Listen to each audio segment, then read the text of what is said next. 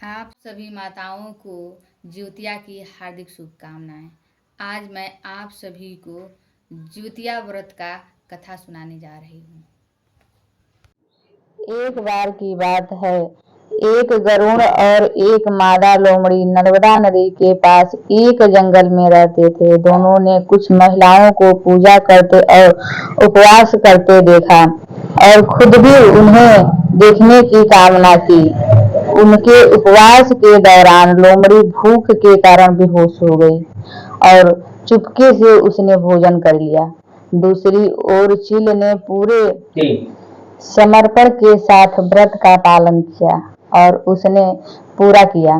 परिणाम स्वरूप लोमड़ी से जितने बच्चे हुए, सभी बच्चे जन्म के कुछ ही दिनों के बाद खत्म हो गए और चील की संतान लंबी आयु के लिए धन्य हो गए।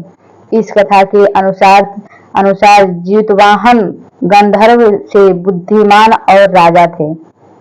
जीतवाहन शासन करने से संतुष्ट नहीं थे और परिणाम स्वरूप उन्होंने अपने भाई को अपना राज्य और सभी जिम्मेदारियां दे दी और अपने पिता की सेवा के लिए जंगल चले गए। एक दिन जंगल में भटकते हुए उन्होंने एक बुढ़िया विलाप करती हुई मिली। उन्होंने बुढ़िया से रोने का कारण पूछा। उस पर उसने बताया कि वह सांप नागवंशी के परिवार से है और उसका एक बेटा है।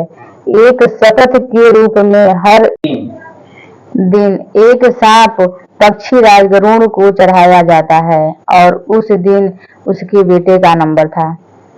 उनकी समस्या सुनने के बाद जीतवाहन ने उन्हें आश्वासन दिया कि वह उसके बेटे को जीवित लेकर आएंगे। तब वह खुद गरुड़ का चारा बनने का विचार कर चट्टान पर लेट जाते हैं। तब गरुड़ आता है और अपनी उंगलियों से लाल कपड़े से ढके हुए जीतवाहन को पकड़कर चट्टान पर चढ़ जाता है। उससे हैरानी होती है कि जिसे उसने पकड़ा है वह कोई प्रतिक्रिया क्यों नहीं दे रहा है। तब वह जीतवाहन से उसके बारे में पूछता है। तब गरुड़ जीतवाहन की वीरता और परोपकार से प्रसन्न होकर सांपों से कोई और बलिदान नहीं लेने का वादा करते हैं। मान्यता है कि तभी से संतान की लंबी उम्र और कल्याण के लिए ज्योतिया व्रत माना जाता है। एक कथा यह भी है कि ज्योतिया की कथा महाभारत काल की घटना से जुड़ी है।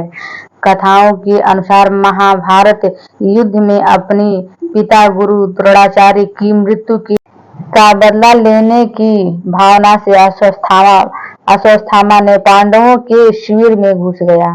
शिविर के अंदर 5 लोगों को सोया हुआ पाया। अश्वत्थामा ने उन्हें पांडव समझकर मार दिया, परंतु वे द्रौपदी की 5 संतान मारी गई।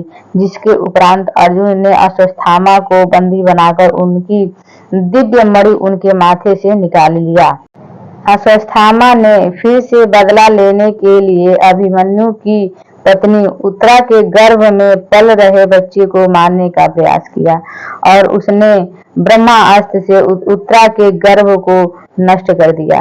तब भगवान श्री कृष्ण ने उत्तरा की अजन्मी संतान को फिर से जीवित कर दिया। गर्भ में मरने के बाद जीवित होने के कारण उस बच्चे को जीवित पुत्रिका के नाम से भी जाना जाता है। तब उसी समय से ही संतान की लंबी उम्र के लिए ज्योतिया का व्रत रखा जाता है।